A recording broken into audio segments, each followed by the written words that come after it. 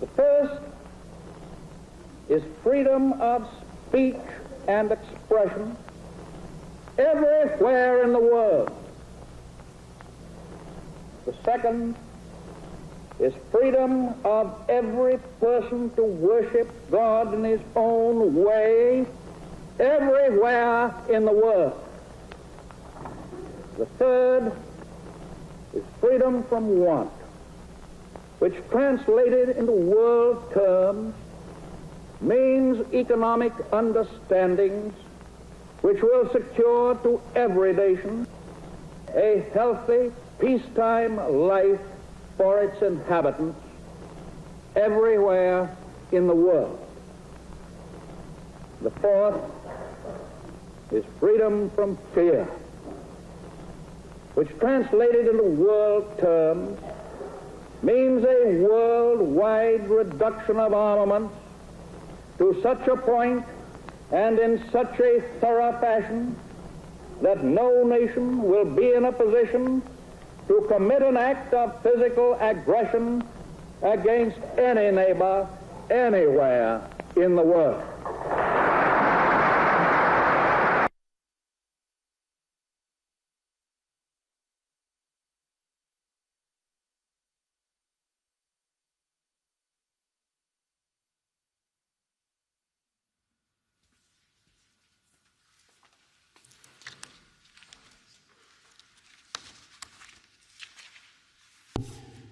Your Majesty, Your Royal Highness, Mr. President, Mr. Prime Minister, Excellencies, esteemed laureates, members of the Roosevelt family, ladies and gentlemen, welcome to Zeeland, the province of the forefathers of the Roosevelt family. And welcome to Middelburg, city of freedom and shelter city for human rights defenders. Let me take you back in time to January 6, 1941. On that day, President Roosevelt articulated his vision for a better world in a speech to the United States Congress. And he described a world founded upon 4 essential human freedoms: the freedom of speech, the freedom of worship, the freedom from want, and the freedom from fear.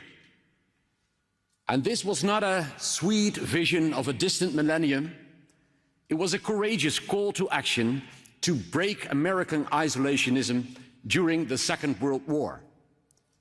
Roosevelt understood that the world order of dictators based on military power had to be opposed by a moral order based on human rights. And so the 4 freedoms became the moral justification for the involvement of the United States in the liberation of Europe from the tyranny of Nazism. And until this very day, we are deeply grateful that so many young Americans answered to this call to action and sacrificed their lives for our freedom. The strife of the 4 freedoms did not end after the war. Thanks to the tireless work of Franklin and Eleanor Roosevelt, the 4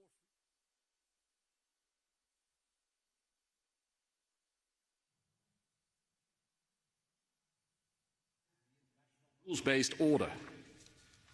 For decades, we prospered while pursuing these freedoms. Cooperation between free countries, working together in a friendly manner, provided wealth, stability, and security. Of course, we knew there were gaps between the rhetoric of the 4 freedoms and reality. And of course, we knew that the hopes that we were aroused in many hearts by the creation of the United Nations outran the limitations of human nature. But we believed in the righteousness of freedom for everyone, everywhere in the world. And so we committed ourselves to the realization of these freedoms. But this commitment is no longer self-evident. Every day we see how the 4 freedoms are being weakened by the authoritarian forces in our world, how they no longer respect the rights of the vulnerable, how they no longer try to save succeeding generations from the scourge of war, how they no longer reaffirm faith in the dignity and worth of every human person. It seems we are just at the beginning of that harsh reality. Yet trying as these times might be, they also allow us to see where we have gone astray. For too long, we had thought that the 4 freedoms were the obvious and only path that world history was on. And we believed that the 4 freedoms satisfied everyone's desires, that it was just a matter of time before this moral order would bring down all tyrannies in this world. And we had good reasons to believe that. We were used to things getting consistently better over our lifetime. Every year there was more democracy in the world, less poverty, more peace, but our convictions were never really tested. And so we forgot that the course of history does not bend towards the 4 freedoms unless we stand up for them and are willing to defend them. The rupture in our world order shakes us out of this complacency. It's a wake-up call. And the question is, are we courageous enough to respond to this call? Today, we honor the laureates who show us what courageously responding to this call looks like. The courage to show the people around you that Jews and Muslims can live in harmony and work for a society where anti-Semitism and Muslim hate don't have a place. The courage to defend the right of journalists to report the news safely and speak truth to power when this right is violated. The courage to defend the right of journalists, the courage to call out the persecution of religious minorities by your government and, despite immense personal risks, tell the world about the God you worship. The courage to challenge existing norms around people with disabilities and through activism fight for their rights and dignity. And the courage to shift the blame from victims to perpetrators during a public trial and become a beacon of hope that frees women's voices. And the courage to stand up for your country and say to Russia, we will be defending our country because our weapon is truth. And our truth is that this is our land, our country, our children, and we will defend all of this. We pay the highest tribute to the unwavering courage and enduring perseverance of the Ukrainian people and to the steadfast and resolute leadership of their president, Volodymyr Zelenskiy.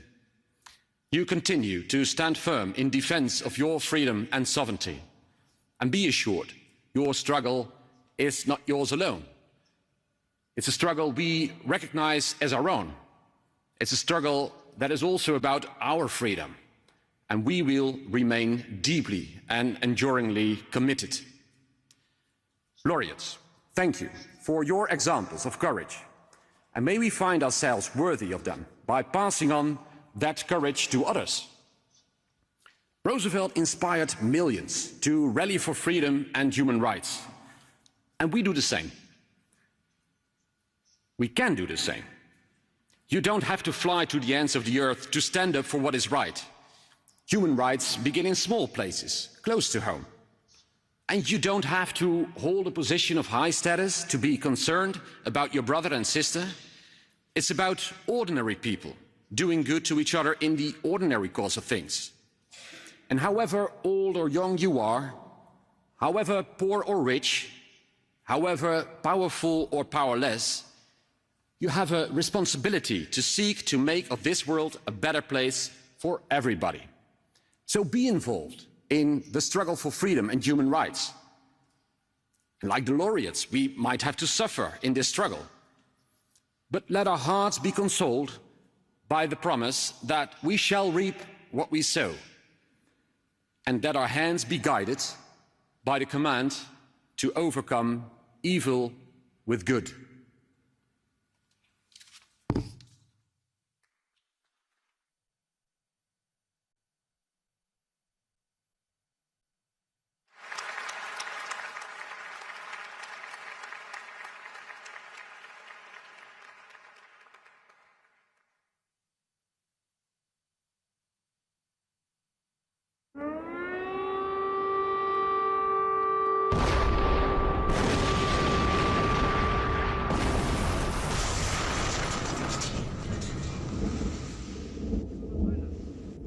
No one would want to live like that, repeating the same thing for weeks, months, and of course for years. And yet, that's exactly how we live now.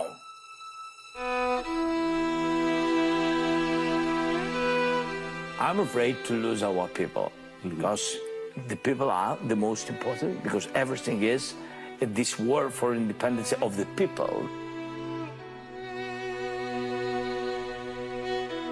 Того дня, коли він загинув, був такий самий день. Я дуже гарно пам'ятаю свої думки, коли я йшла на роботу.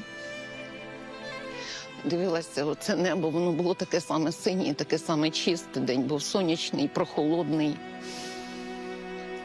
Я пам'ятаю, як я думала, як в такий день можна когось вбивати, як можуть летіти ракети, як можуть стріляти люди в такий день. В мені є безконечна кількість горя. Тому що матері на всіх мовах кричать однаково і плачуть однаково.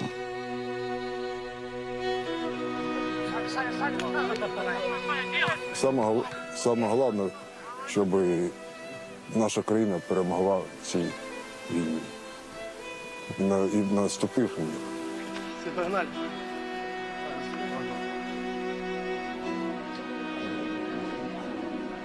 Тобто завжди треба такий в душі мати вогник щоб він тебе зігрівав. І коли ти будеш його мати, цей вогник, він буде зігрівати оточуючих навколо тебе. Це дійсно працює. На початку війни всі мої друзі роз'їхалися. At the beginning of the war, all my friends left and I had nothing to do. I was scared to stay at home alone. And I found out that there was a children's theater in Kharkiv. I didn't know about it at all. I came and saw that there were a lot of children here. They were all having fun, playing. And I knew that if anything happened, they would save me because there was a shelter here.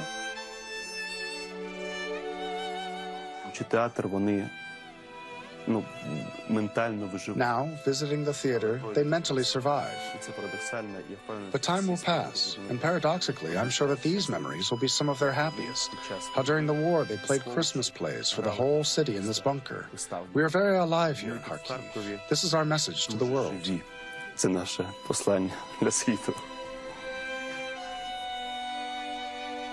For us, to survive is a victory. Because we are surviving with our identity, with our country, with our independence.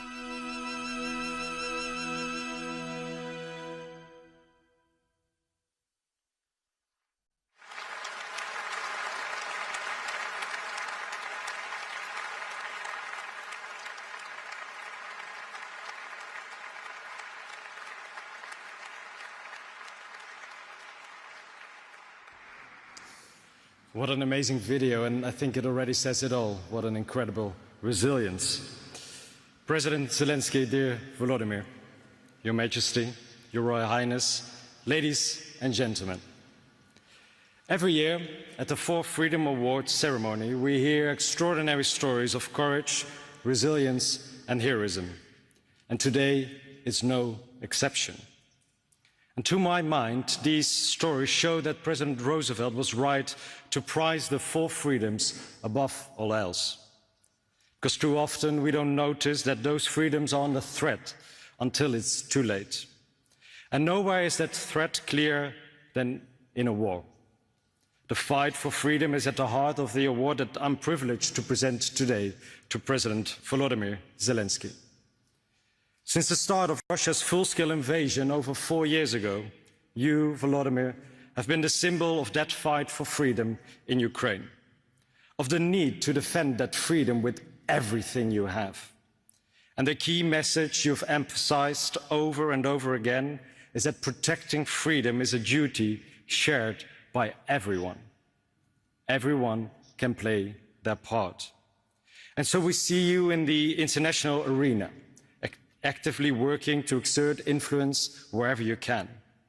But we also see you visiting the front lines and the sites of bombed buildings anywhere in your country. And above else, we see you among the people of Ukraine. So it speaks volumes that you only agreed to accept this award if you could do so on behalf of all the people of Ukraine. On behalf of all the ordinary men, women and children who were thrust overnight into a new reality they did not choose, but now have to face each and every day. On behalf of the children who now go to school in an air raid shelter. On behalf of the women who keep their families afloat and their country running by working in factories. And on behalf of the men who've had to swap a suit and tie for combat fatigues and are fighting to defend their country. Meter by meter. And they're doing so because they know and feel that every square centimeter is a piece not just of Ukraine's soil, but of its dignity too, of its identity. Its words, songs and symbols and all those other invisible elements that make a people what they are and give a country its future. A future that only they can decide. That is what they are defending. And for anyone like me who has only ever known peace, it's very hard to imagine how you do that and what it must feel like. We're used to books and films about war heroes, and we tend to think about people in real-life war zones in that way. But when I visited Kyiv last month, I saw that heroes are not born heroes. They're just ordinary people. They don't have superpowers or even exceptional talents, or rather that talent is to remain human in an inhuman situation. And I think that's what Eleanor Roosevelt meant when she said that only someone's character is the real criterion of worth. And that's certainly true of the women that I met while visiting a drone factory in Ukraine. Until the war started, they lived their lives as so many women do, pursuing careers, taking care of their families. But when their world changed, they chose to change with it. Now they're working as drone mechanics, a job they probably never heard of until a few years ago, let alone imagine they would be doing. But they made the change. They, for their children at home and for their future. And that same determination is shown every day by Ukraine's emergency workers. Despite shortages of everything, they continue to race to wherever they are needed. And they risk their own lives in the process, because Russian troops are counting on them to show up. After an initial attack, they will often launch a second strike on the same target, hoping to hit as many first responders as possible. When I first heard about this perverse reality, I didn't know what to say, I didn't know what to think, except to wonder how on earth you carry on when you live in such a reality. And yet that is exactly what almost 40 million Ukrainians are doing every day. Ordinary people, getting groceries for their neighbors, buying flowers for their wives, visiting their relatives in the weekend. Ordinary people who show that even in hearts full of fear, there's still room for love and compassion, and that is worth fighting for. And to all those people, and to their president, I want to say this. Yes, it's true that often, too often, you are forced to rely on each other, but you're not alone. There is a place for you in the hearts of so many people, here in the Netherlands, in the United States, and all over the world. For Ukrainians who have turned their lives upside down to defend their country, who rush to help the victims of each new airstrike, who talk with government leaders and negotiate and show us that we can achieve what we can achieve when we stand up for the freedoms that President Roosevelt spoke about. 4 freedoms, which I feel can be summed up in the freedom to be who you are, here and in a free and autonomous Ukraine. President Zelenskiy, dear Volodymyr, this award is for your country, for you as president, and for all the Ukrainian people.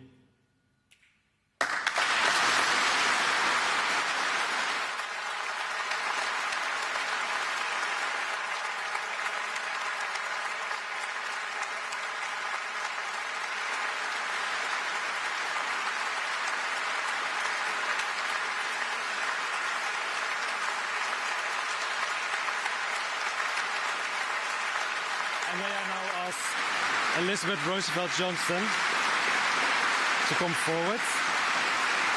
Yes. May I ask you to come? Oh, no, sorry. Really? May I ask you to come forward to present this Medal of Honor to President Zelenskiy and Volodymyr. May I invite you to come up to accept the award as well, Mr. President.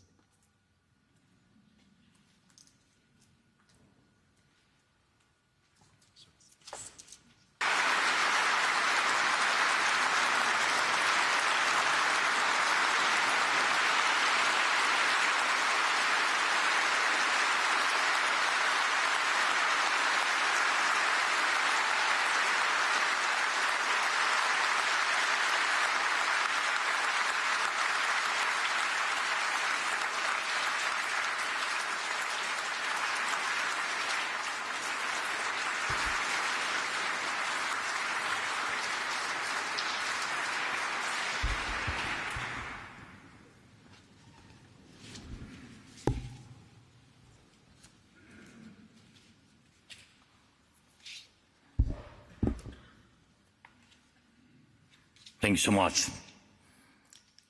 Your Majesty, Your Royal Highness, dear Prime Minister, dear friends, dear Netherlands, Thank you for your attention and support for our people, for Ukraine, for what we are going through. Today in Ukraine is another very hard day, really hard night. The day after a massive Russian attack. Waves of shaheeds had filled our skies just yesterday. Yes, I ask you now to honor their memory and all those whose lives have been taken by this terrible war with a minute of silence.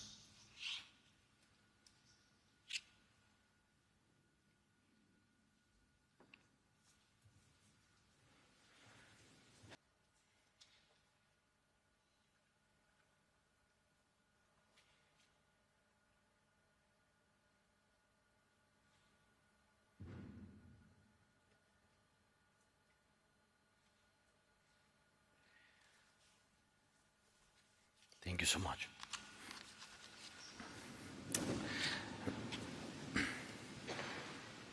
Thank you. This is impossible to accept. No rational person can accept it. Russia's war against our people, against Ukraine, and against the basic principles of normal human life is now in its 5th year.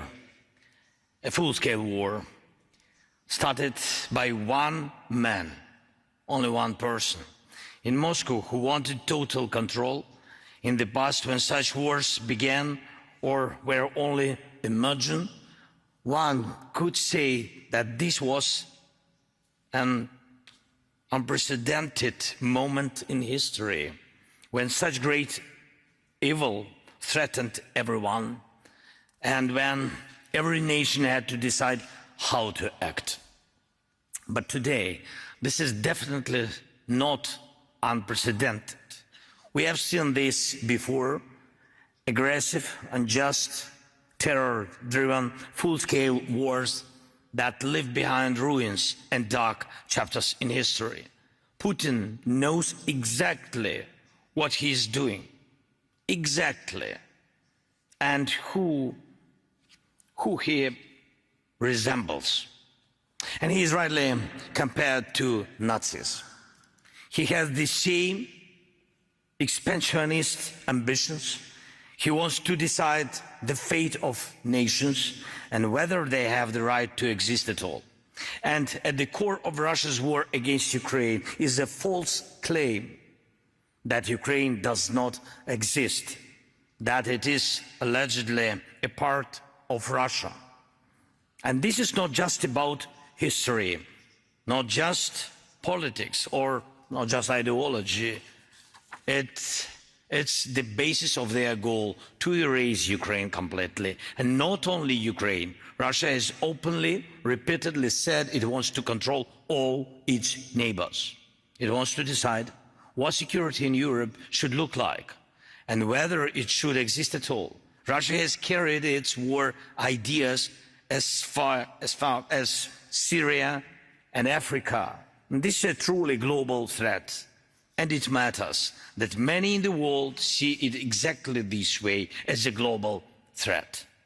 When the full-scale war began, we heard really different reactions, and some were afraid of what would come next day, next moment. Some waited to see whether Ukrainians would withstand the first strikes, and only then decided whether to help.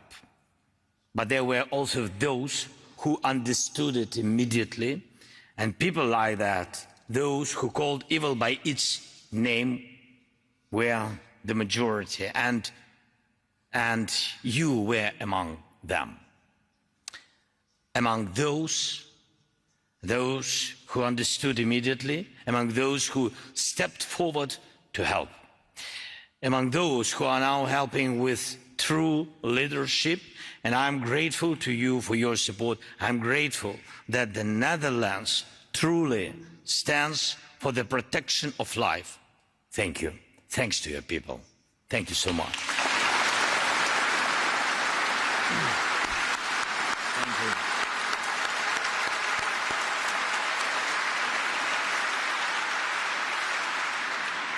Ladies and gentlemen, the world didn't look away from this war. It did not hand Ukraine over to a predator. And that has changed a lot, not only, by the way, not only for Ukraine. I'm convinced that because of this, we still live in a world that is not divided among predators. A world still built on the values of freedom and respect for human life. Yes, wars continue. Sadly, people are still dying. Yes, we often hear that international law and the global order are broken, but there is still a clear majority of nations that recognize that war is not normal, killing people is not normal, and aggression and violence must be stopped. People feel this, really, and the fact that people care, that countries care, that you care, gives us all a real chance.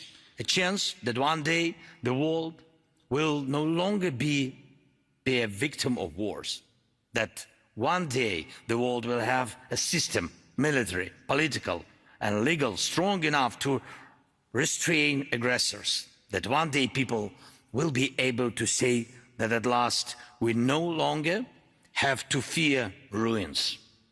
This is fundamental freedom we still lack. Freedom from ruins. Freedom from those who bring ruins. Freedom from those who seek to destroy everything that matters to normal people, to normal life. Freedom is never abstract. We must remember this. It's not something given. It's not something that exists in the air. Freedom is a condition people fight for themselves and for their children. It's a condition that must be protected, and it always requires a strong foundation, security, legal, cultural and educational, and also something deeper, something people feel. A foundation that makes it clear evil will be punished. Punished, absolutely. And this is crucial. Why do wars return? Because those who start them believe they will not be punished. That's why it's not enough when history judges only with truth. Not enough when memory alone delivers judgment. There must be law. There must be international law. There must be the international community enforcing it. And we must achieve this. And this is what we are working on, including with the Netherlands. We are working so that no victim of Russian aggression is left without a just response to the aggressor. Yes, face fair sentences. This is necessary, just as it was necessary after the Second World War. And this is what we are doing here in Europe. Here in the Netherlands, we are working to launch the tribunal for Russia's aggression against Ukraine, and I thank you for your help. We are working to ensure that the international legal system is firm and uncompromising toward Russian war criminals. Please support this, and please remember, all freedoms are fragile without the most basic freedom, freedom from ruins. Without basic security, and when those who start wars feel no accountability. So do not let Russia go unpunished. Thank you so much.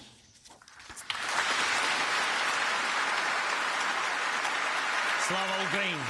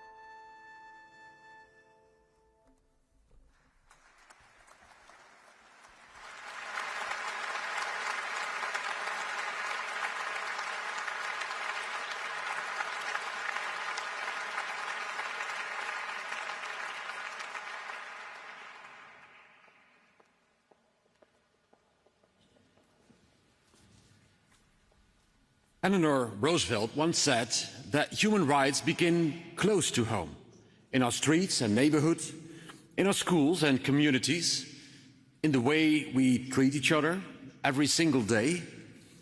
And this is why, for the first time, the Roosevelt Foundation is proud to present the Youth for Freedom Award. The Youth for Freedom Award honors young people in the Netherlands who are standing up for the four freedoms. Young individuals who inspire others to speak out and make a difference. And this is exactly the purpose of Deel de Duif, Share the Dove of Peace.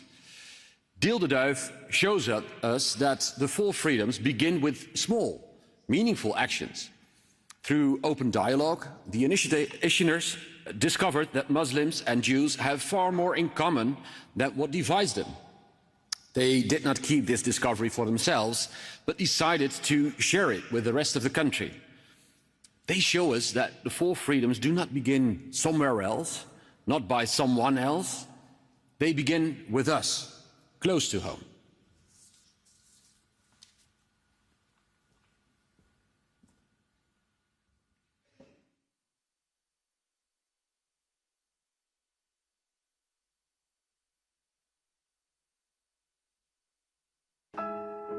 De kloof is breed en lijkt niet te overbruggen.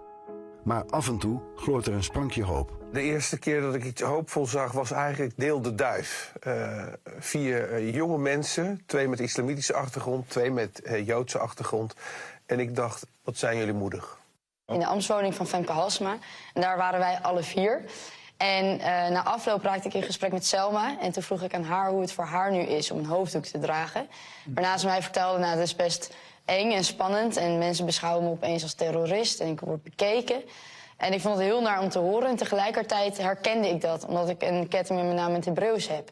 Die ik ook liever niet meer droeg. En dat ik ook over straat liep met angst. Monsters zijn jullie! Monster! Merry Christmas! Fuck off! De zorgen zijn toch echt dat de islamitische en de Joodse gemeenschap zich in Nederland gewoon niet veilig voelen. En echt actief denken van waar moeten we heen als het hier niet goed gaat of als we hier niet meer mogen zijn. En daar focussen we ons ook op. Gewoon op de verbinding hier. Hoe is de discussie onderling dan? Er zijn mensen die Hamas vrijheidsstrijders noemen. Er zijn mensen die het een terroristische organisatie noemen. Zijn dat onderwerpen waarvan jullie zeggen, ja, daar hebben we even geen zin in en die laten we gaan? Nee. We hebben het er zeker over. En woorden doen ertoe. En we hebben echt wel hele moeilijke gesprekken gevoerd. Maar wel op een hele respectvolle manier. Waarin we echt probeerden de ander te begrijpen. Ook al draait mijn maag om. De truc zit hem echt in juist vragen, wat bedoel je daarmee? Of waarom zeg je dat? Of gewoon aangeven van, oh, dat komt op deze manier bij mij binnen. Daar heb ik best wel moeite mee. Onze meningen verschillen alle vier als het gaat over de situatie daar. Maar als we kijken naar Nederland, waar nu ook heel veel gebeurt, zijn we het over heel veel dingen en bijna alles wel eens. Want we willen niet dat er hier een oorlog gaat woekeren. We willen niet dat elk van ons met angst over straat moet lopen. En polarisatie tegengaan is iets wat we allemaal willen. Maar in je eentje los je dat weinig tot niet op. En dan moet je arm in arm gaan staan. Vanuit Deel de Duif krijgen we zelfs op eigenlijk die best wel aardige boodschap die we hebben, krijgen we reacties zoals dat de duif bewerkt is en onthoofd is. En haatcomments uit onze community. Wat er in een van de gastlessen is gezegd van, nou, leefde Adolf Hitler nog maar. Dat is heel pijnlijk. Ja, het doel met Deel de Duif is inderdaad dat je het gesprek met elkaar aan blijft gaan. Dus dat je elkaar als mens ziet en voor vol aanziet. Ook al hebben we andere meningen. En dat je ook inziet dat er meerdere waarheden naast elkaar kunnen bestaan. Dat is eigenlijk wat wij heel erg proberen over te brengen in wat wij doen als we voor de lessen staan, als we dialogen organiseren. Ga het gesprek met elkaar aan en respecteer de ander. Stel onderzoekende vragen, juist als het pijnlijk wordt en als het persoonlijk wordt. Het gaf ons hoop om met elkaar te praten. En dat wilden we heel graag naar elkaar, of naar buiten eigenlijk ook gaan brengen. Want als wij het kunnen, waarom kunnen anderen dat dan niet?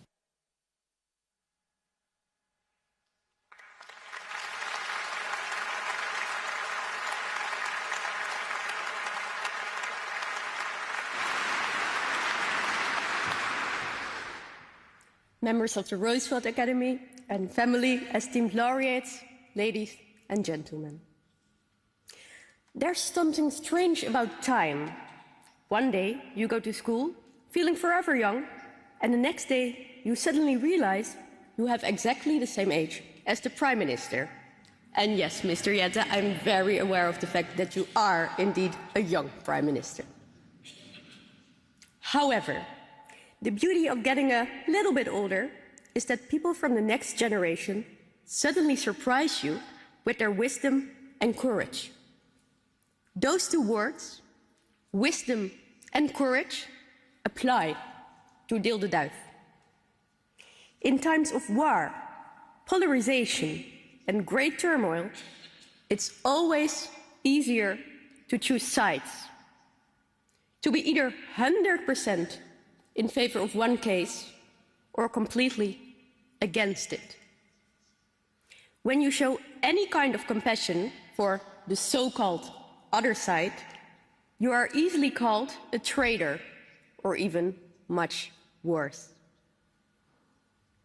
The members of Deel de Duif might not always completely agree with what's happening in the Middle East, but they do listen to each other instead of just shouting their bold opinions. They show us that engaging in dialogue is not naive at all, but it's the greatest strength we have. They don't just do this, they also teach adults and young people all over the country how to persuade and communicate in a respectful manner on sensitive topics like Muslim bigotry and anti-Semitism, subjects that should not be sensitive but still are. They truly believe in equality and peace, have the strength to be vulnerable, and they give us hope in times of darkness. Therefore, it's a great honor to present Deel de Duif the very first Youth for Freedom Award. Please come on the stage.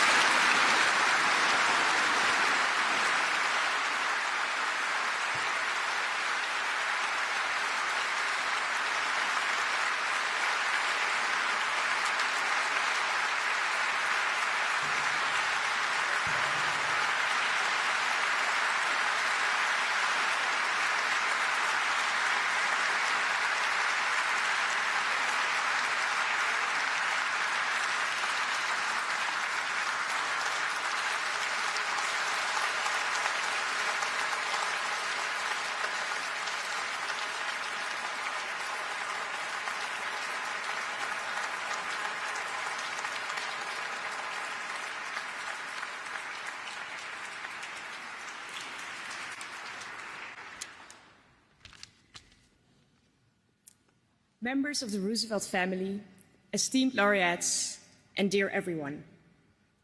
We are incredibly thankful to the Roosevelt Foundation for this great honor. Some people say dialogue is naive, that it doesn't solve any real problems. They should try it. Because dialogue, as opposed to a debate, is not something you win. Your perspective does not overtake the others, it broadens yours. You make their story part of your own. Dialogue, if you do it right, is painful and confronting. But it does not only solve conflict, it prevents it. And sometimes, like in our case, it brings friendship. Dialogue, obviously, is not something you can do on your own. And neither is winning a prize. We would like to thank, first and foremost, Noah Duizend, whose curiosity and boldness started this journey. Thank you, Noah.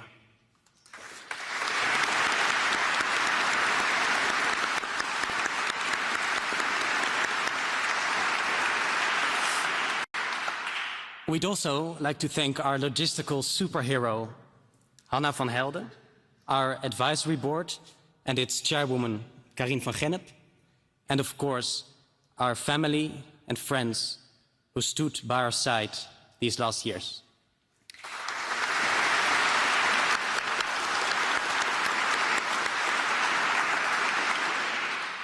Finally, we would want to dedicate this award to all the young people we have met through the years.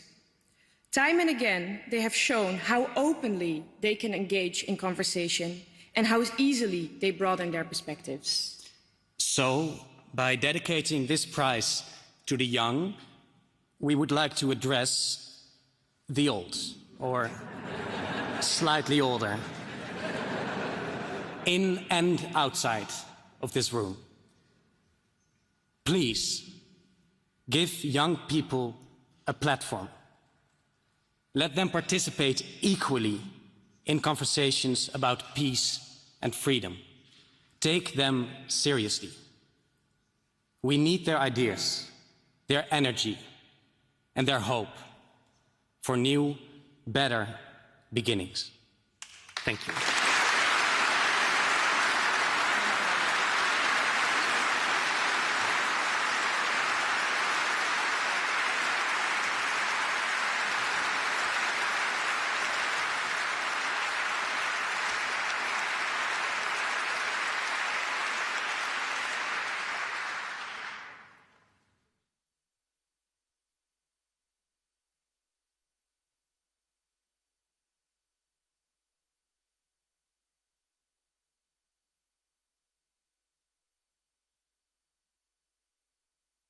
Last year was the deadliest year ever for our profession. We need journalists. We all need journalism. We need access to accurate information to be able to live our lives freely and safely. Journalists are often the first people to be attacked when democracy declines, because speaking the truth is a dangerous undertaking when those in power wish to suppress it. CPJ's original mission to defend and protect journalists, and in so doing to protect freedom of expression and press freedom, is more important than ever before. Now journalists are under threat not just in authoritarian regimes. They're not just under threat when they report in dangerous situations like war or conflict. They're at risk reporting on politics in democracies. They're at risk reporting on their local communities. They're at risk reporting on everything from climate change to the economy. If journalists are silenced, we don't have access to even that most basic information, and we certainly don't have access to the kinds of information that those with power seek to hide from us: corruption, wrongdoing. The increased numbers of journalists in jail, the rising number of journalists harassed, the rising number of journalists being killed, they are all indicators that something much bigger is happening in terms of our individual freedoms and liberties. Over the past 2 years, we've seen the deadliest assault on journalists that the Committee to Protect Journalists has ever documented. In 2025 alone, 129 journalists and media workers were killed worldwide, majority of them Palestinian journalists. We are reliant on them for information about what's happening inside Gaza. Those journalists are not only documenting that suffering, they are experiencing that suffering themselves.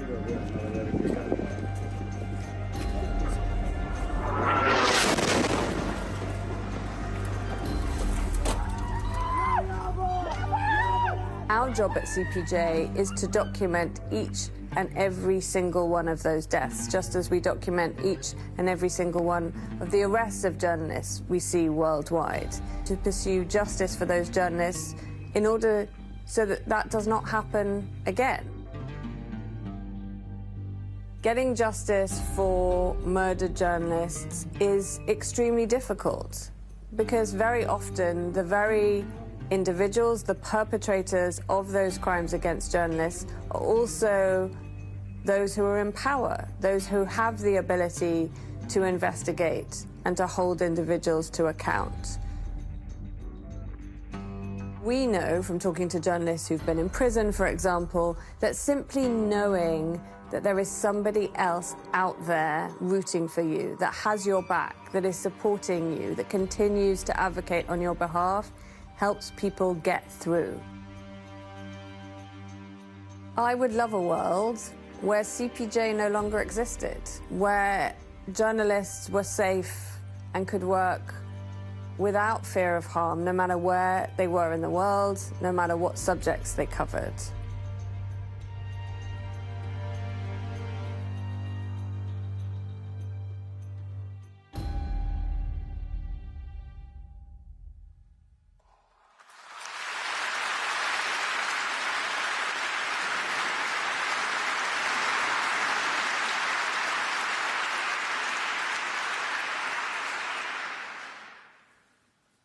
Your Majesty, Your Royal Highness, ladies and gentlemen, it's been 2 years since my father, Dirk, who defended journalism until his very last day, had the same honor of presenting the Freedom of Speech Award. The bitter reality is, though, that since then, the world has become an even more dangerous place for those who dare to speak the truth. I've just returned from Ukraine, where local journalists risk their life every single day, reporting on the Russian shelling. In Russia itself, reporters are jailed for something as simple as calling the war a war. In Iran, Sudan, Belarus, and even across the ocean in America, reporters are under pressure, threatened, and silenced. And no place is more dangerous for journalists than Palestine, where my colleagues are routinely targeted for trying to tell the world what is happening. I could never do justice to all these stories, but thankfully, there is the Committee to Protect Journalism, CPJ, a lifeline for reporters everywhere, no matter how big or small their platform, how global or local their story. CPJ gives a name and voice to the silenced and fights for those who can no longer speak for themselves. It is thanks to CPJ that we know at least 129 media workers were killed in 2025 simply for doing their job, a record number since the group first started their account. Let that figure sink in for a moment, and let it remind us why CPJ's mission matters and why we must do all our part to ensure that such a grim milestone is never reached again.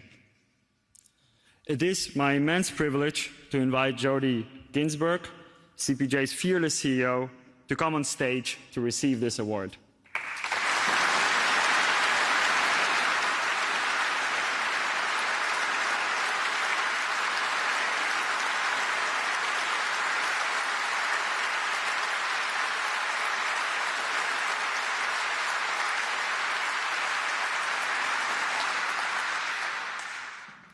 Ladies and gentlemen, on behalf of the Committee to Protect Journalists, I am honoured to accept this year's Four Freedoms Award for freedom of speech.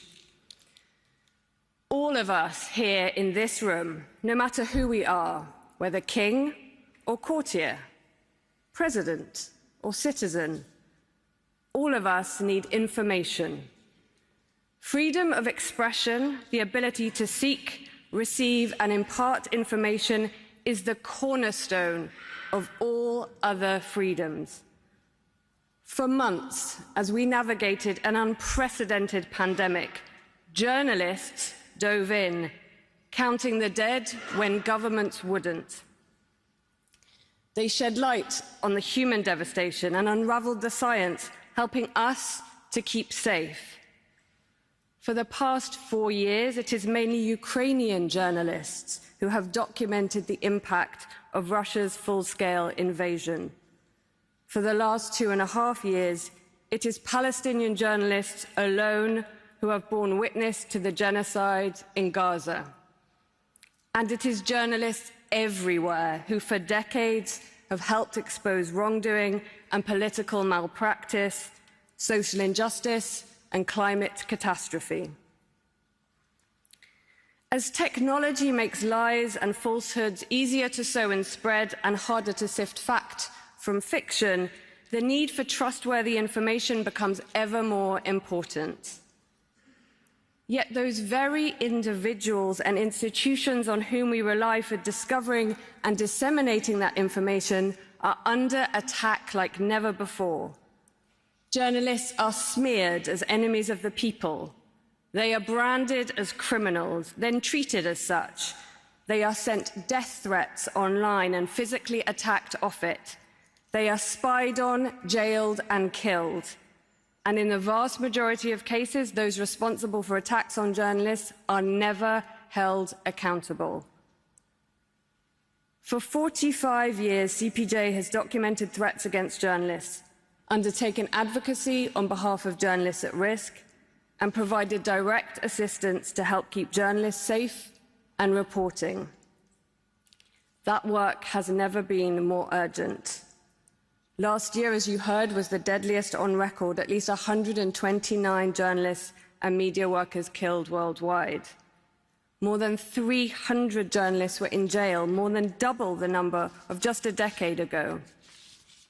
We cannot allow this to stand. Press freedom is our freedom, and we must all stand firm in its defense, no matter where journalists are attacked. Silence is not an option. No one knows this better than our colleagues in Palestine.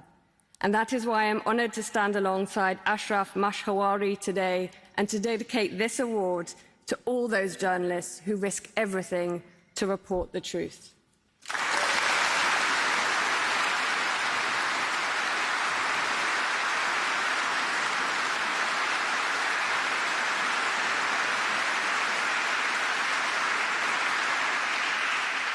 Thank you. Your Majesty, Your Royal Highness, Mr. President, ladies and gentlemen,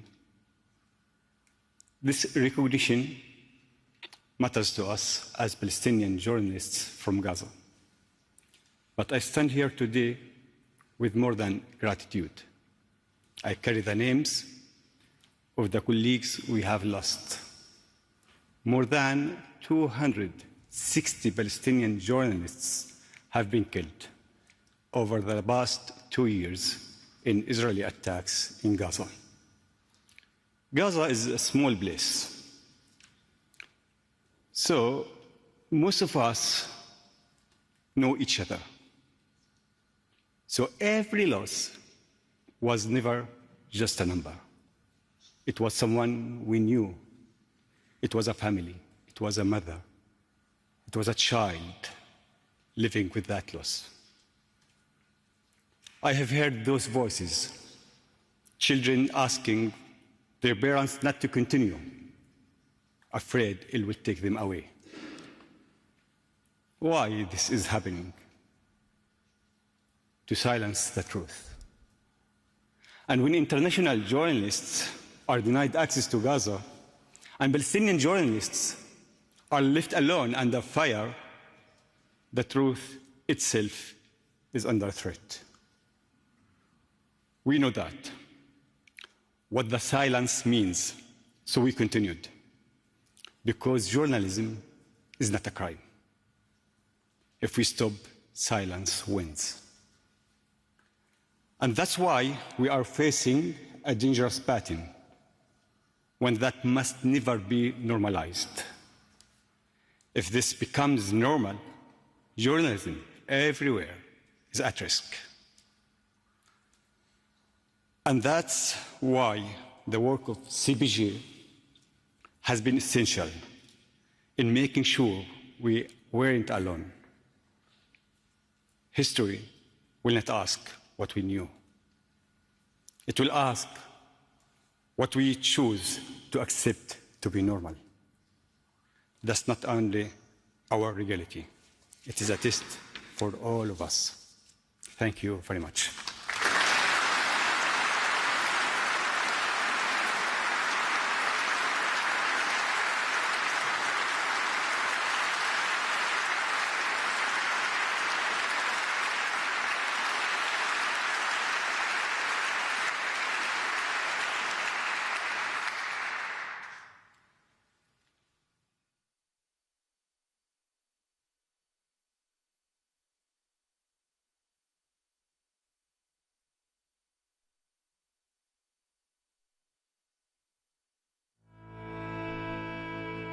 I had hoped to stand before you to receive the Freedom of Worship Award in person, but I cannot. My voice is generated by a computer, so that no one can discover who I truly am. Even my name is covered on the wall of the Navy Kirk. In the long history of the Roosevelt Foundation, this has never happened before. My safety depends on remaining unseen. And yet, I am not unique. Across the world, millions suffer because they dare to believe differently. In over 30% of the countries worldwide, there are high or very high government restrictions on religion. And in a lot of these countries, religious groups face severe social hostility. 1 out of 7 Christians worldwide experience high levels of persecution. That's 388 million people. Unfortunately, these numbers increase every year. And these are not just numbers. In Pakistan, entire Christian neighborhoods have been burned after accusations of blasphemy. As in Jaranwala, where churches and homes were destroyed by mobs. In China, Uyghur Muslims have faced mass detention, with the United Nations reporting credible evidence of arbitrary imprisonment and severe abuses linked to religious identity. In Iran, people have been imprisoned for converting to another faith, house churches raided, worshippers arrested. In Nigeria, thousands have been killed in sectarian violence that targets communities because of who and how they worship. And in my own country, I pray in silence. I do not gather publicly. I do not speak freely, because belief can cost you your freedom. can cost you your life. Freedom of worship is not an idea. It is the right to live without fear because of what you believe or choose not to believe. Unfortunately, my face is hidden. My voice is artificial, but my hope is real. I hope that soon I can stand before you, not in secrecy, not in fear, but in celebration. To celebrate that, we truly have the freedom to believe what we choose. I wish you every blessing. I wish every persecuted believer in the world what I long for myself: safety, dignity, and freedom.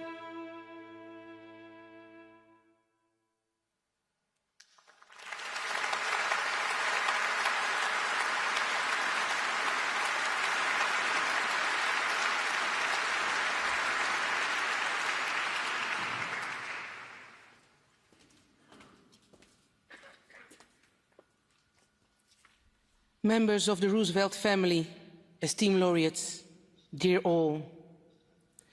Everyone has the right to freedom of thought, conscience and religion. And this right includes freedom to change his religion or belief, and freedom, either alone or in community with others and in public or in private, to manifest his religion or belief in teaching, practice, worship and observance. So says the Universal Declaration of Human Rights. This freedom of worship, including the freedom to worship no supreme body at all, is one of the cornerstones of today's human rights edifice. Nonetheless, for many believers and non-believers in many countries, daily life differs radically from these solemn words, as we just heard in this powerful testimony.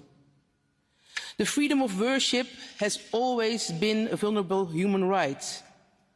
Among the first 6 prisoners of conscience from whom Amnesty International campaigned in 1961 were 3 clergymen, 2 Catholic dignitaries from Czechoslovakia and Hungary, and 1 Quaker minister for the United States whose religion inspired his activism for racial equality. Violation of the freedom of worship often go hand in hand with other serious human rights violations, like racial or ethnicity-based discrimination, apartheid, and even the death penalty for acts that neither harm nor wrong any other person, acts like enmity against God, and other overly broad or vaguely worded alleged criminal acts with a religious aspect. Especially in relation to this last category of alleged crimes, it is important to remember that the freedom of worship protects the believers and their religious practices, not their belief or religion per se, nor any supreme being. Central to the freedom of worship are individual human beings and their communities. And although international human rights instruments do not preclude the possibility of a state religion or a state church system, the days of the principle of the religious peace are long gone. That principle, formulated 5 centuries ago and summarized as cuius regio eius religio, or whose realm his religion, meant in short that a prince or territorial ruler in the Holy Roman Empire would determine the religion of its territory. Its inhabitants would have the choice of accepting the prince's religion or leaving the princedom. Nowadays, after many religious wars, a state church system is not contrary to international human rights, as long as the state does not discriminate against those who live their lives according to the rules of another religion or worldview. And this brings me to another important aspect of the freedom of worship, important also from a communal point of view, the freedom to change one's religion. This freedom, together with the freedom of expression, which includes the freedom to receive and impart information and ideas, protects us from religious tyranny. But it also helps us, individually and in the communities in which we live, to prevent that we close our minds for valuable ideas that might seem unwelcome at first. It protects us from closing windows of opportunity to learn about alternative ways of living our lives, to think along different lines, to worship in other ways. celebrating the freedom to change one's religion. Whether we exercise it or not, protects us, individually and collectively, from intolerance and xenophobia. The freedom of worship protects us all, believers and non-believers alike, against closing our minds. And today I wanted to share that reflection. And while doing so, I see before me an empty chair. The chair for a laureate who, for now, cannot be named, from a country that should not be mentioned, for the reasons of the laureate's personal security. It reminds us of the vulnerability of the freedoms we are celebrating today. And since these freedoms were an important impetus for the international human rights system developed after World War II, this empty chair should also remind us of the dangers that will befall us all, as nations and individuals, if we neglect, deny, or ignore the international rules and institutions that were established after enormous human suffering. Rules and institutions to make this world a safer place for all of us. They deserve the best defense that we have to offer in these unruly times. Thank you.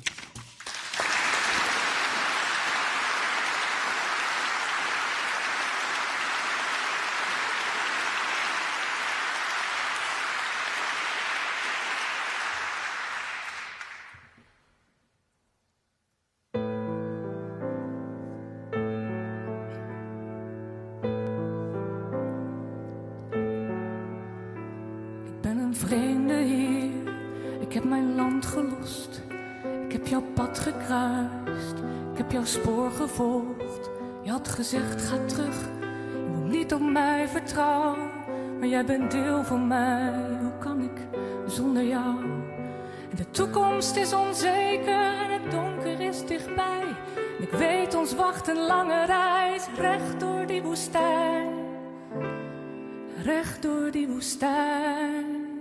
Maar jouw land is mijn land, jouw volk is mijn volk, jouw taal is mijn taal en jouw God is mijn God en jouw droom is mijn droom, jouw pad is mijn pad, jouw toekomst.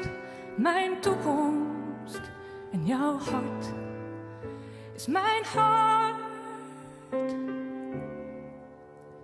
En ik weet, jouw volk is bang, omdat wij anders zijn. Maar ik zal bruggen bouwen, daar waar die afgrond is.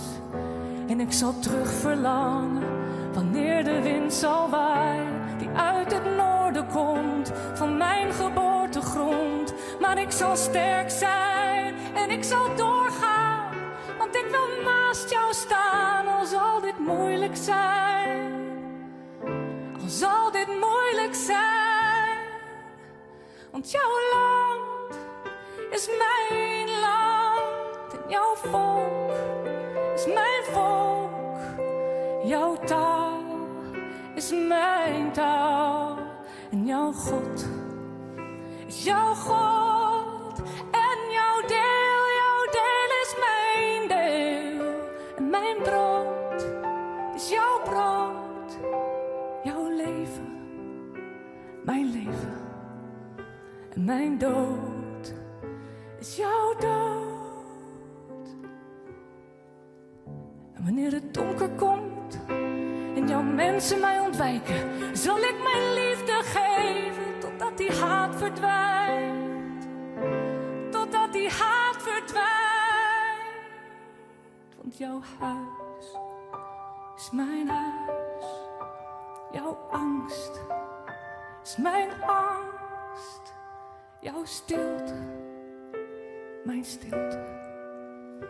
En jouw land is mijn land.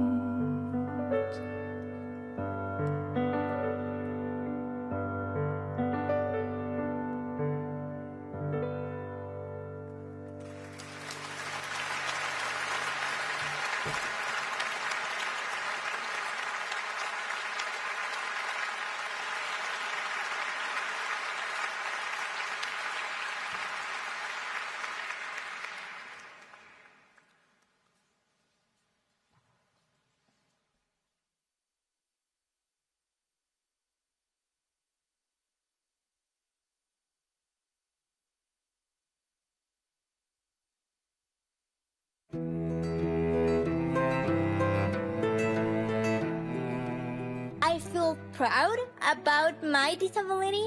I'm not ashamed of, and I don't have to hide anymore. That's the biggest thing that I could be proud of it. I start to feel excluded, like from a very young age in basic things. I started to feel like I'm not belonging anywhere. Like, what happened with myself? I want to change. I don't want to have this disability because I don't feel acceptance in my environment. And even when I start like telling to the authorities, not only to my parents, but the authorities at the school, they said that it was my fault. We don't accept children like this because they have a lot of problems and we have to invest a lot, that we decided to cut all the relationship with the school and I leave the system. I've never like questioned myself why things happen to people with disabilities, why we have to live differently and feeling discrimination as the norm for us.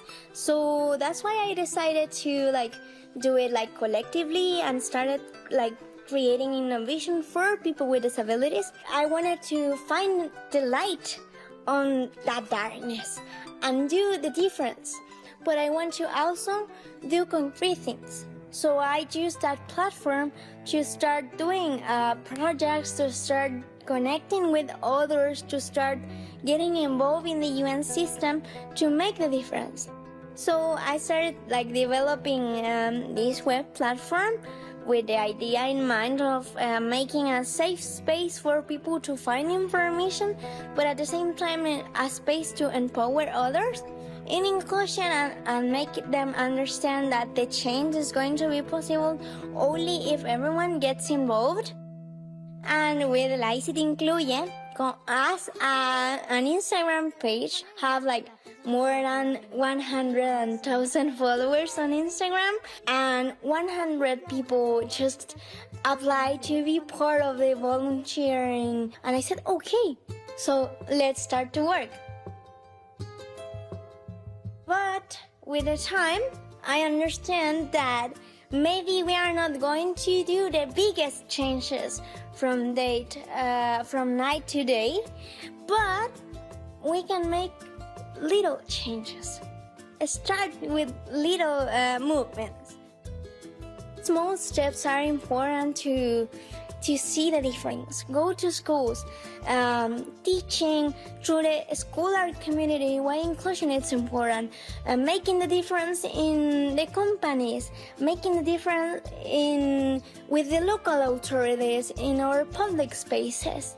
If you involve yourself, you maybe can start opening opportunities in labor, in entertainment, and even in make someone's a better day. It gives me hope that inclusion is going to be a practice and not just a promise, because I see that we are making noise and very loud.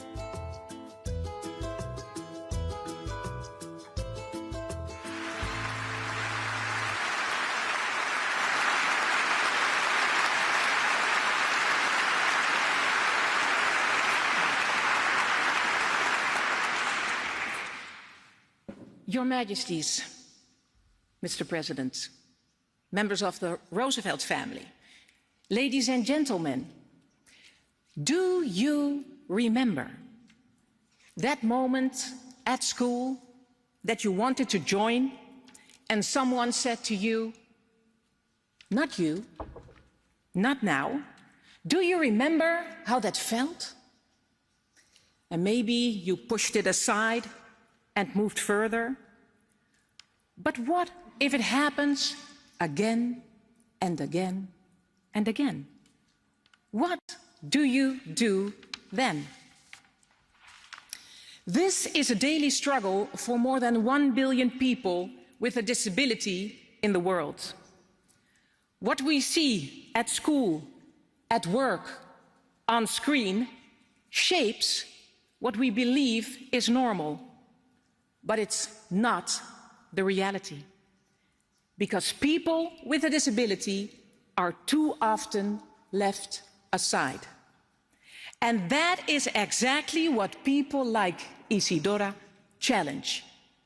She makes visible what too often remains unseen and invites us to look again, to question what we think is normal, and to take responsibility for the world we are shaping every single day.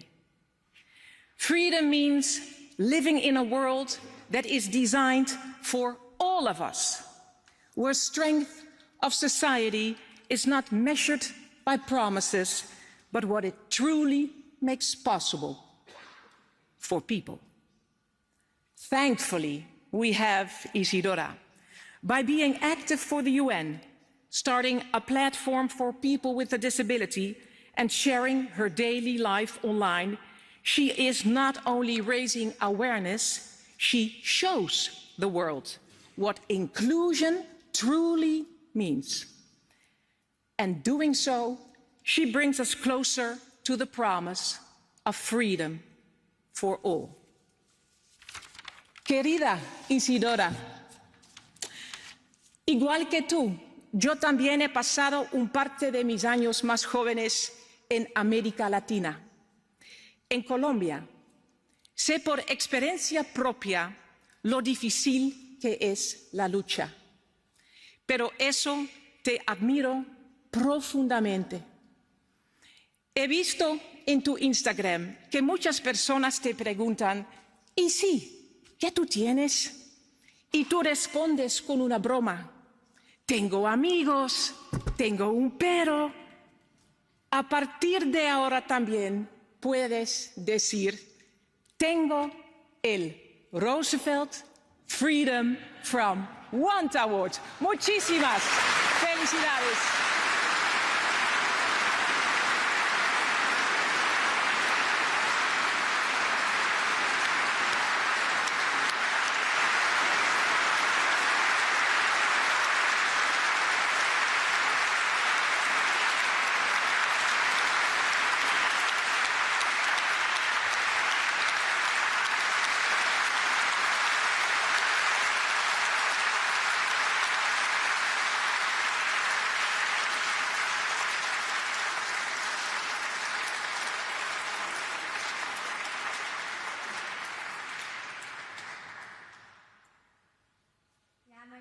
Muy bonita.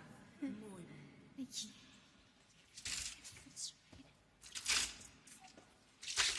Ah, yes.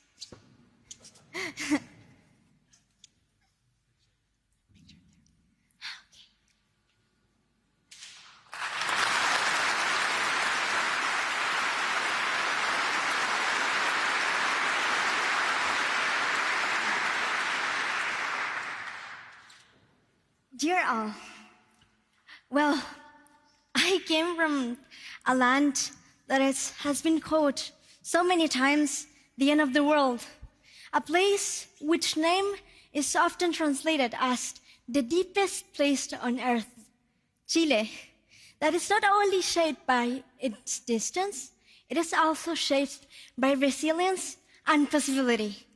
And yet, I never imagined I would be one day here with all of you. I would like to tell you something. We often said that it's important to look to the future, to move on, right? To not stay stuck in the past.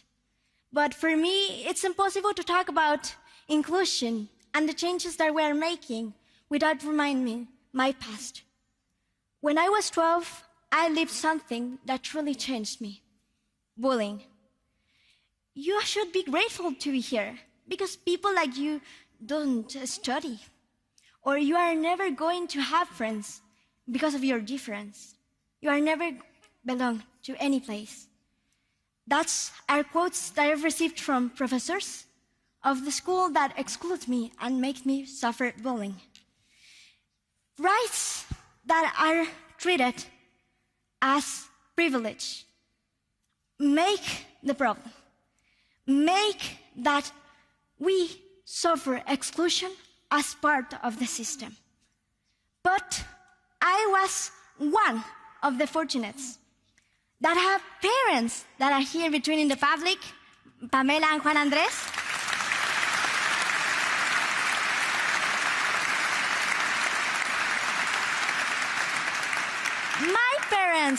My parents stood by me and challenged the system for my education.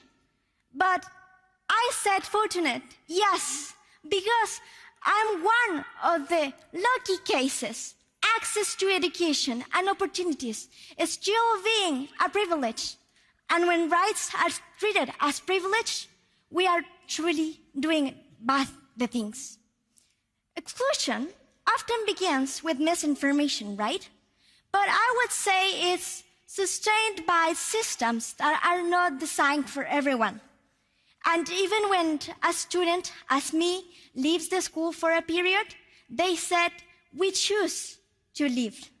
But that's very far from truth, because that empty chair means a lost opportunity, a voice unheard, and also a future that was cut, even didn't have the chance to grow. So from that, when I finally have the opportunity to be part of a school, Institución Teresiana, that makes me feel comfortable, secure, and being part of it, for me, it then appears a light. I understand that it's a responsibility from my side to make a difference. Because no one should be left behind for a condition they just born with it, and they did not choose. Inclusion is not only for excluded, it's for everyone here in this room. It's for everyone worldwide.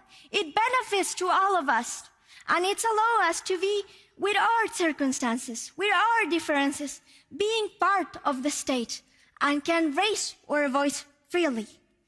That's why I founded Encuentra tu Lugar, or Find Your Place for the bilinguals, because real change must start not only for helping individuals, not just stopped in charity, but also transforming our society and the places that we want to be better.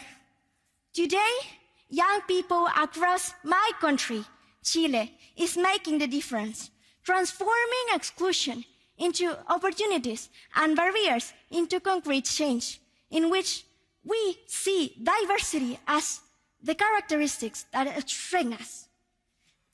Because inclusion is not something that we are waiting for.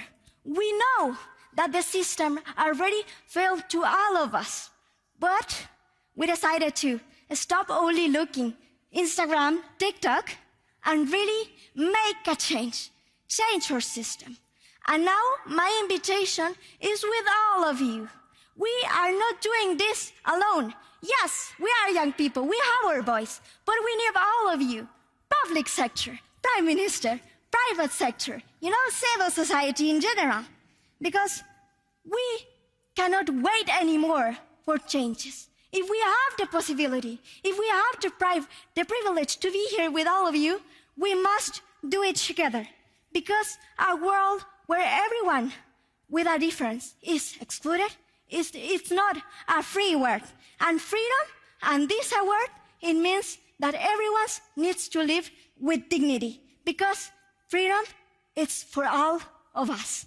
Thank you.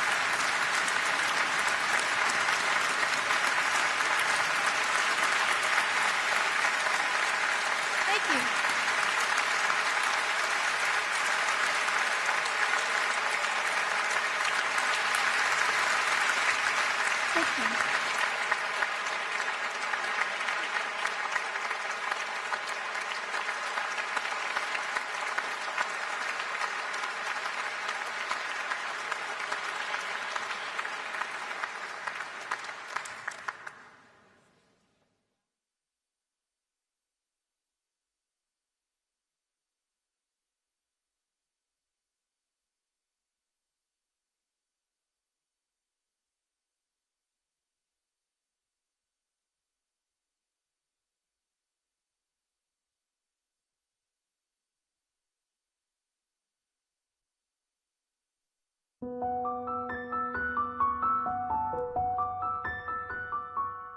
j'avais un moment de difficulté, j'ai tenu bon, j'ai raconté ma vie, mon parcours de vie, ce que j'avais, la douleur que j'avais en moi par rapport à ce que ces hommes m'avaient fait.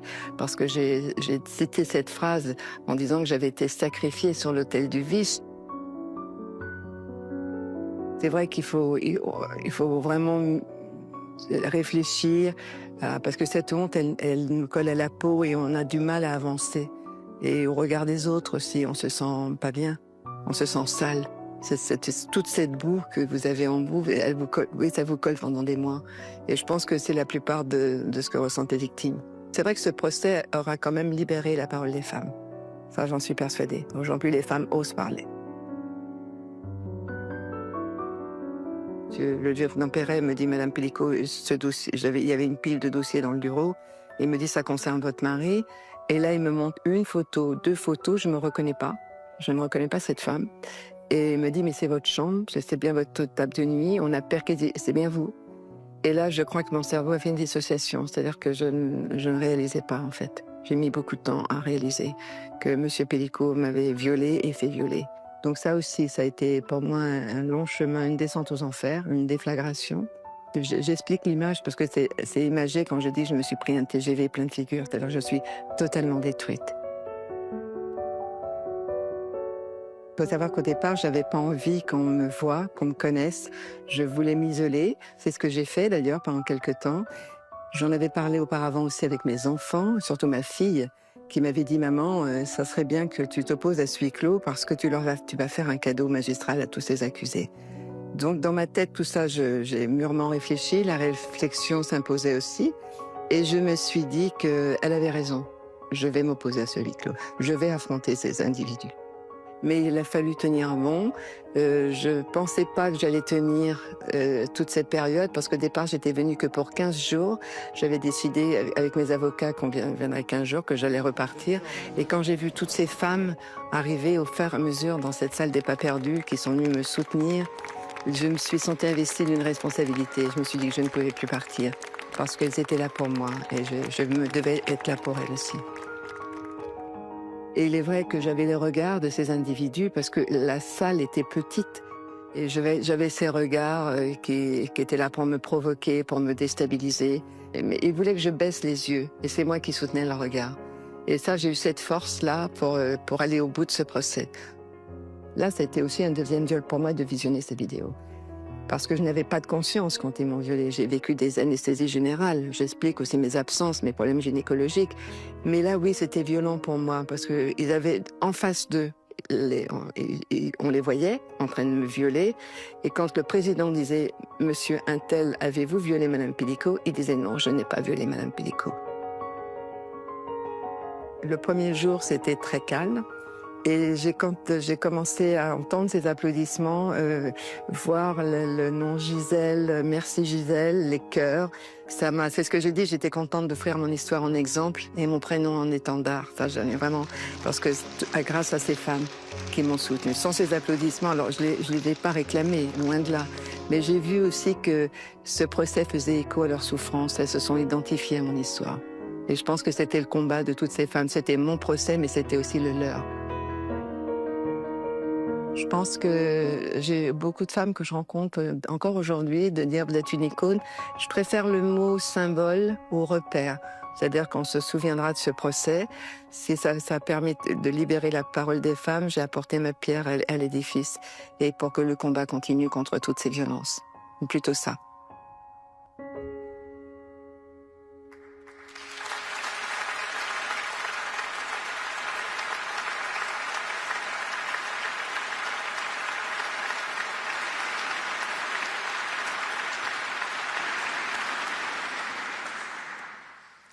Ladies and gentlemen, today I stand before you not only to honor an extraordinary woman, Gisèle Pellicot,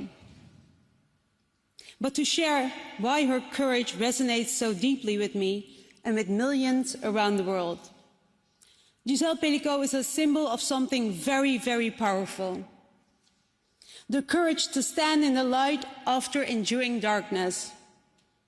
Her story is not just one of survival, but it's one of transformation, reclaiming your own dignity and challenging a culture that often protects silence instead of the truth.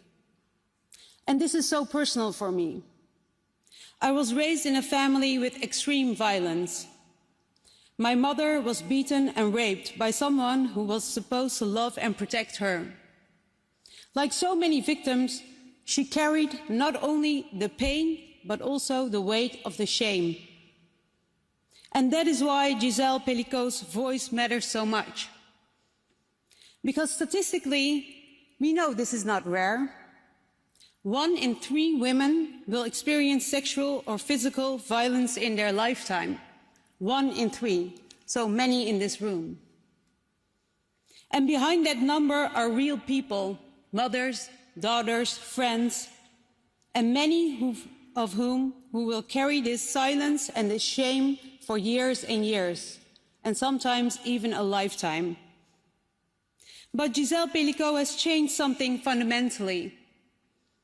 By speaking out and giving up being anonymous, by facing the world with the truth instead of fear, she sent a message that echoes so far beyond her own story. The shame does not belong to the victim. The shame belongs to the predator. And that message is revolutionary. The Franklin Roosevelt Freedom for Fear Award honors those who confront fear and help others rise above it. And in that spirit and his vision of a world free from fear, Giselle Pellico has given that freedom a new and urgent meaning. She has given survivors permission to speak. She has given society a reason to listen. And she has given people hope, people like my mother, and so many others that were missing something so long: validation, dignity, and hope. Giselle Pellico does not only earn and deserve this award, you, for me, are the embodiment of this award, Giselle. I am so proud of you, and I would like to welcome you on the stage.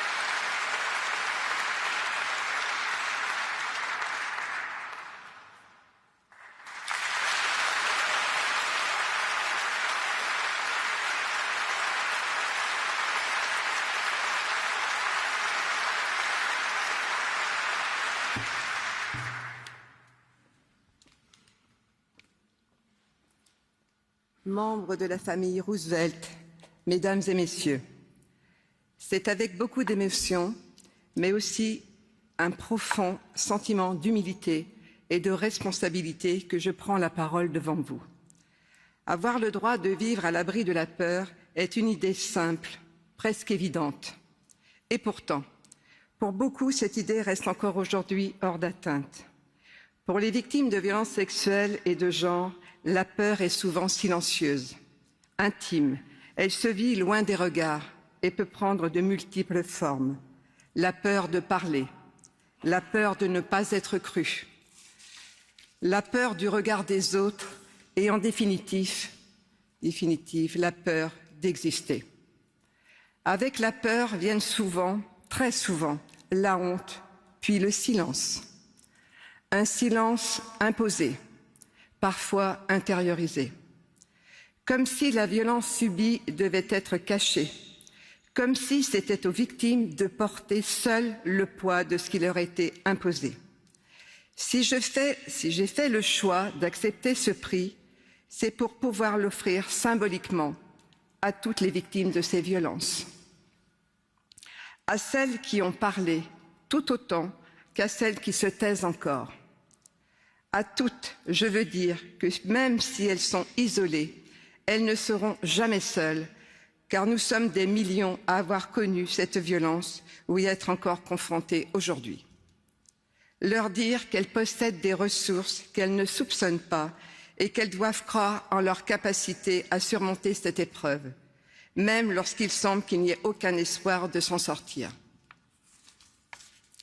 Mais pour que les victimes puissent parler et demander de l'aide, il faut qu'en face, la société soit prête à les écouter et à leur tendre la main. C'est pourquoi je souhaite également dédier ce prix à toutes celles et ceux qui œuvrent chaque jour pour accompagner les victimes et faire reculer la violence sexuelle et de genre, acceptant ainsi de se confronter à leurs souffrances et à ne pas détourner le regard. Leur courage et leur dévouement doivent aussi être reconnus, car cet engagement implique souvent d'importants sacrifices. Enfin, je souhaite également dédier ce prix à toutes celles et ceux, trop nombreux, qui n'ont pas survécu à ces violences et dire qu'ici, que nous ne pourrons jamais les oublier. Mes pensées vont à leurs proches et à toutes celles et ceux qui font vivre leur mémoire pour que leur perte ne reste pas vaine. J'ai la conviction profonde que vaincre les violences sexuelles et de genre est possible, mais ce combat est générationnel. Il ne pourra se gagner que si chaque génération transmet la suivante les progrès qu'elle aura permis d'accomplir. Mes derniers mots seront pour nos jeunes générations, qui sont l'avenir. À celles et ceux qui grandissent aujourd'hui, qui refusent la banalisation des violences, qui osent parler, qui osent écouter, vous êtes déjà une part de la solution. Vous portez une exigence nouvelle, celle d'un monde où la peur n'a plus sa place. C'est en vous que réside l'espoir que cette liberté devienne enfin une réalité et que plus personne n'ait à apprendre à vivre avec la peur. Je vous remercie.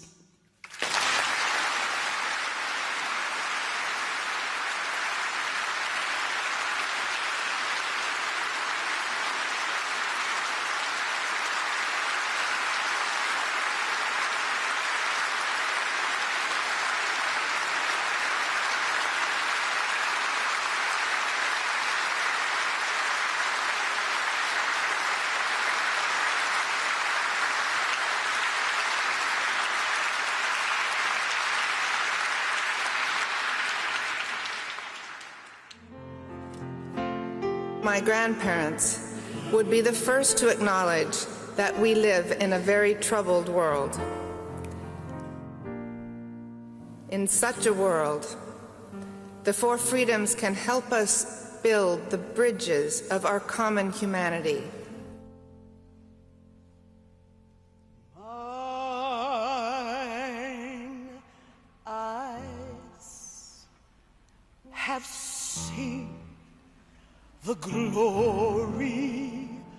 I bring you greetings from my family, and it is such a distinct honor and privilege to do so.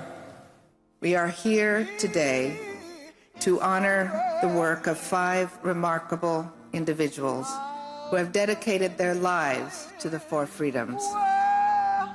The grapes of wrath have been stored.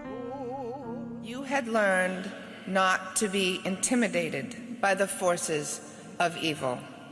Your spirit of tolerance remains a beacon of hope for humanity, and for this, we thank and honor you today. It transfigures you and me, and as he died, glory, glory, hallelujah. Let us remember the joy of these laureates' courage, not just their actions, but their love of humankind.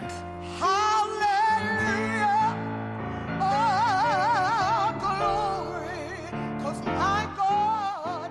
We'll do this together. We can make a difference, from the small places close to home to the grand halls of decision. We will be together.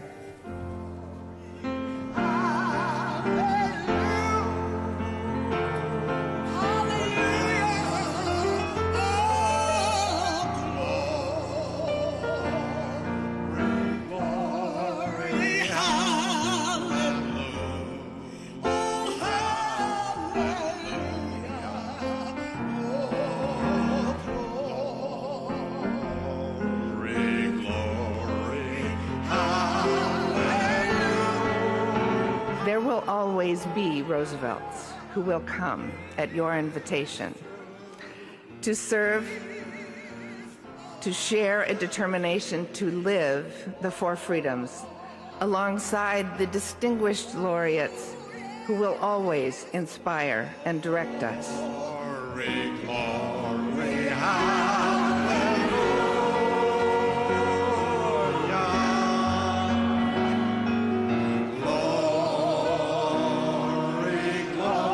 freedom from want, freedom from fear, freedom of worship, and freedom of speech will triumph everywhere in the world.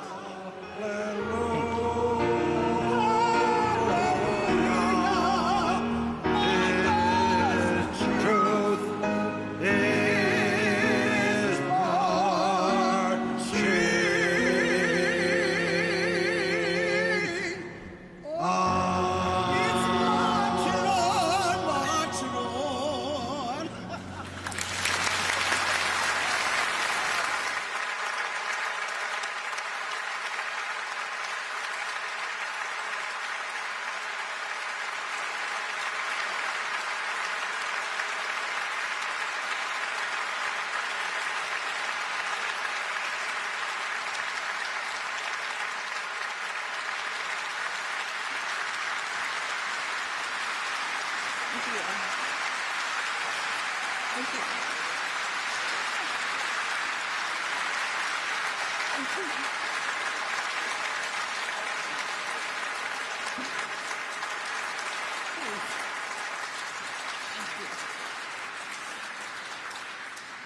Thank you.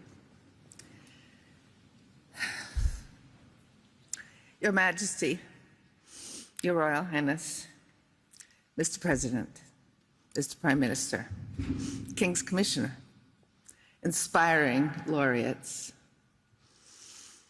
and honored guests. On behalf of my family and our delegation from the United States, thank you once again for inviting us to be with you at the International Four Freedoms Awards. The partnership between the Roosevelt Foundation and the Roosevelt Institute is a powerful reminder of the enduring ties between the people of our two nations. And while it is many years ago now, our two families, it is a joy to be here with you today. And how moved we are by the laureates who just spoke. Your courage is remarkable. The Netherlands was a foundational part of my grandfather's story. My family's roots are here in the Netherlands and in this province. And it is deeply meaningful to see how that connection has endured as a living, evolving partnership grounded in shared principles of freedom and democracy. Those principles were the heart of his vision of democracy: freedom of speech and expression, freedom of worship, freedom from want, and freedom from fear. When my grandfather spoke about these freedoms in 1941, the future at home and abroad was fragile and uncertain. We in America forget that sometimes. But these principles were and still are a standard for how a democratic nation should treat its people and how it should project its power in the world. What strikes me is how relevant my grandfather's vision remains today. Our future is fragile. Around the world, as we have heard, journalists are still threatened, jailed, and killed. Religious minorities are persecuted. Disabled people lack access to what others take for granted. And women and children live in fear of those more powerful than they are. I don't think my grandfather thought that these freedoms would be achieved everywhere in his lifetime. He knew that they must be claimed and defended again and again in every generation. Today's laureates remind us that these freedoms of speech and worship from want and fear are not assumed. They depend on the courage and commitment of people willing to speak of them, to fight for them again and again. That is the rhythm of humanity, I suppose. But we cannot opt out because we are discouraged. My grandfather did not get discouraged because he and my grandmother believed deeply in democracy and in the right of all people to determine their own future. The four freedoms are the principles that drive toward that. While today, those principles again under threat, we see them being defended with extraordinary courage by many, most notably by President Zelenski and the people of Ukraine, who have stood firm in the face of immense sacrifice. Their fight is a daily reminder that the struggle for freedom is not confined to the past. It is as urgent today as it was 80 years ago, and it will always be urgent. An American journalist, Terry Moran, described democracy as vitality, as our voices, the voices of all, no matter their wealth or station or heritage. Now, when we in America gather to express our views in town squares and union halls, in the streets and in churches, we sing. Songs, no matter the quality of our tone, links us to history, brings us together, knits our emotions, and gives us energy and focus. One of those songs, a simple lyric and melody, I won't sing for you, by a young woman named Heidi Wilson, who's from the state of Vermont, near where I live,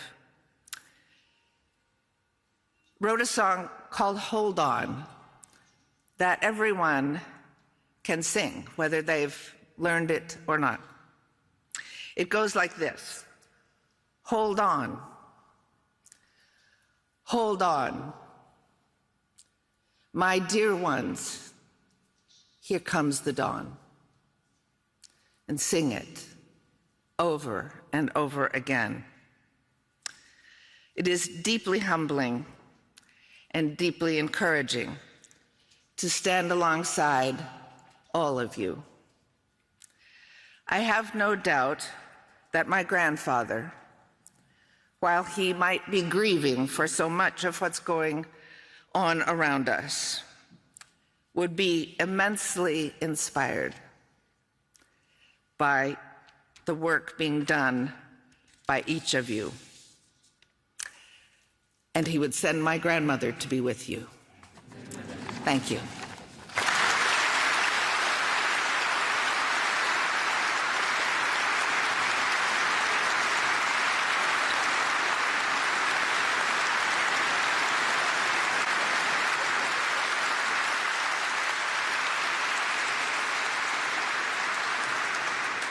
Dear Anne, thank you so much for your moving and inspiring words. You truly embody our fight for the four freedoms. And you have been, and always will be, a great friend and inspiration to us. You carry the legacy of your grandparents with grace and conviction. And in so many ways, you reflect the spirit of your grandmother, Eleanor. You even look like her. Thank you. Thank you.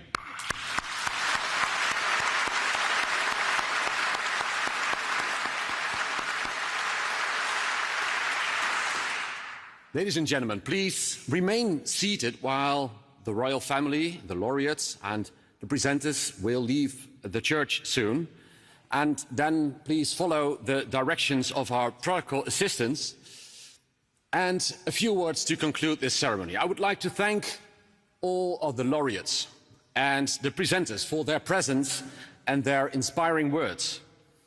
Your examples inspire us to advance the cause of the four freedoms. You remind us that we must continue to dedicate ourselves to the protection and the promotion of human rights for everyone, everywhere in the world. Thank you. Today, the laureates showed us their examples of courage.